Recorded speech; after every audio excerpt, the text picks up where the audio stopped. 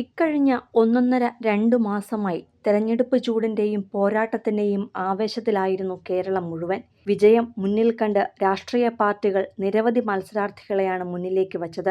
അക്കൂട്ടത്തിൽ ഏറ്റവും ജനശ്രദ്ധ നേടിയ പെൺകുട്ടിയായിരുന്നു 24-കാരി വൈഷ്ണ സുരേഷ്. തിരുവനന്തപുരം കോർപ്പറേഷനിലെ മുട്ടട വാർഡിൽ നിന്നും UDF സ്ഥാനാർത്ഥിയായി വൈഷ്ണയെ എത്തിച്ചപ്പോൾ വിജയപ്രതീക്ഷകൾ നേരിയ തോതിൽ മാത്രമായിരുന്നു.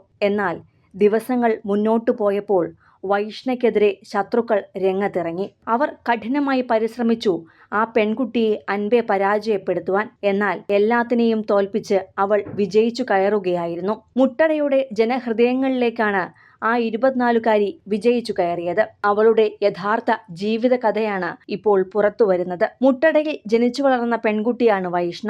അച്ഛന്റെ കുടുംബ വീടായ ഈ നാട്ടിലായിരുന്നു അവളുടെ കുട്ടിക്കാലം മുഴുവൻ. എന്നാൽ ഇപ്പോൾ അച്ഛനും അമ്മയ്ക്കുമൊപ്പം തൊട്ടടുത്ത് തന്നെയുള്ള അമ്പലമുക്കിൽ വാടകയ്ക്കാണ് വൈഷ്ണ താമസിക്കുന്നത്. തികച്ചും സാധാരണക്കാരായ കുടുംബം. കുട്ടിക്കാലം മുതൽക്കേ പഠിക്കാനും സ്പോർട്സിലും സംഗീതത്തിലുമെല്ലാം മിടുക്കു തെളിയിച്ചിരുന്ന വൈഷ്ണയ്ക്ക് രാഷ്ട്രീയ പ്രവർത്തനവും ഉണ്ടായിരുന്നു. അച്ഛനും അമ്മയും മകൾക്കൊപ്പം അവളുടെ ഏതു കാര്യത്തിനും അവളെ പിന്തുണച്ച് കൂടെ നിന്നു. പഠനകാലത്ത് തന്നെ KSUവിന്റെ കൊടി പിടിച്ച് വൈഷ്ണ ഇറങ്ങിയപ്പോൾ മിടുക്കിയായി തന്നെ അവൾ വളർന്നു വരികയായിരുന്നു. തിരുവനന്തപുരം ഗവൺമെന്റ് വനിതാ കോളേജിലെ KSU യൂണിറ്റ് പ്രസിഡന്റായിരുന്ന വൈഷ്ണ യൂണിയൻ തെരഞ്ഞെടുപ്പിൽ ചെയർപേഴ്സൺ സ്ഥാനാർത്ഥിയായും മത്സരിച്ചിരുന്നു. അങ്ങനെയാണ് പതുക്കെ അവളെയും അവളുടെ കഴിവുകളെയും തിരിച്ചറിഞ്ഞത്.